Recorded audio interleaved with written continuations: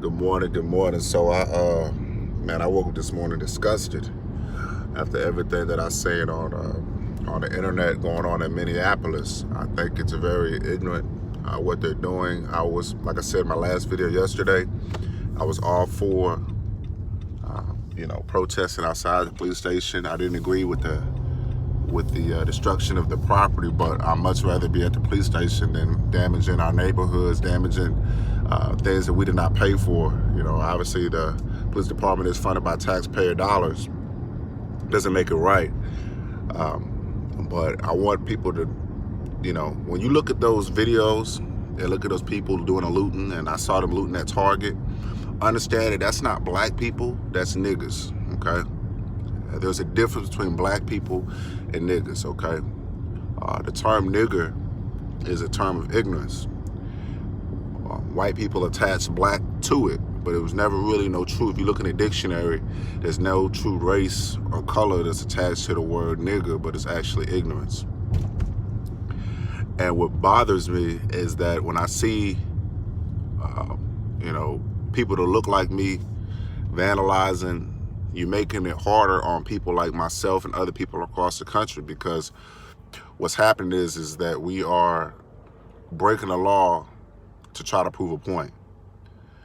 We're giving them a reason to continue to shoot us down and treat us like animals, because that's exactly what we do when something happens that we don't agree with. We go to looting, rioting, and destroying different property and stealing stuff.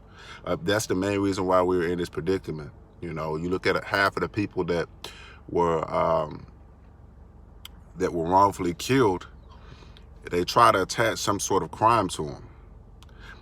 And sometimes I don't want to say it's believable, but it's hard to pull it away from that when we go out and commit crimes just for that death. We're not revenging his death by looting and breaking stuff and destroying property.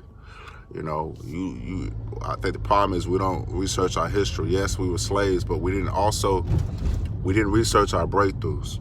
We didn't research what made change for us.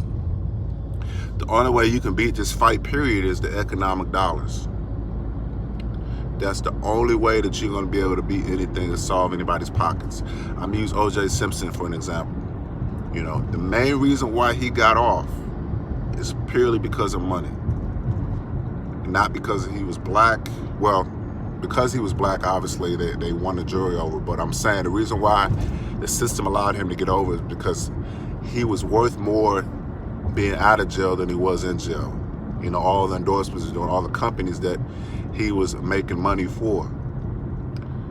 And so they sacrificed, I don't want to say sacrificed their own, but they allowed that to go through, him becoming innocent because of that current situation. And they didn't want to repeat the Rodney King riots and things like that. I get it.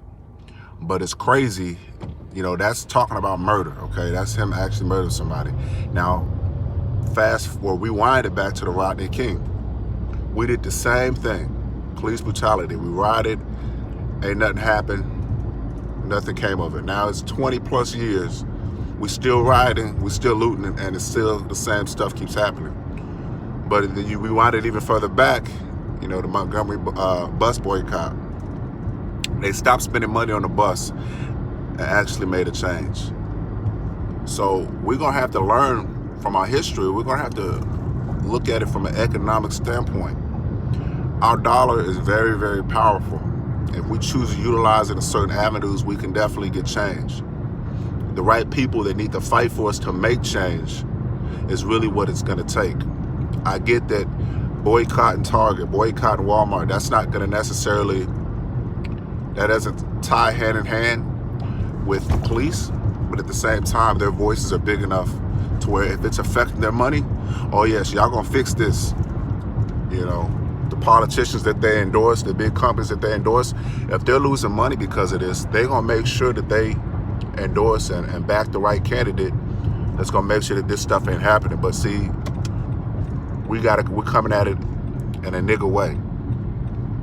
We're coming at it in a way of ignorance. And what y'all fail to realize is, though y'all are in Minneapolis, Everything that y'all do is being seen by the world, and it's affecting everybody else that looks like you. Because other black people like myself, we work hard every day. We ain't stealing. We ain't looting.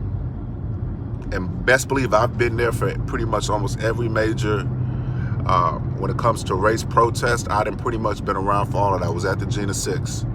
I was there for Trayvon Martin. I went to, what's another one? Sterling. I was actually living in Baton Rouge when that happened. So you can't tell me that, I'm not speaking from on the outside. I'm speaking from the inside.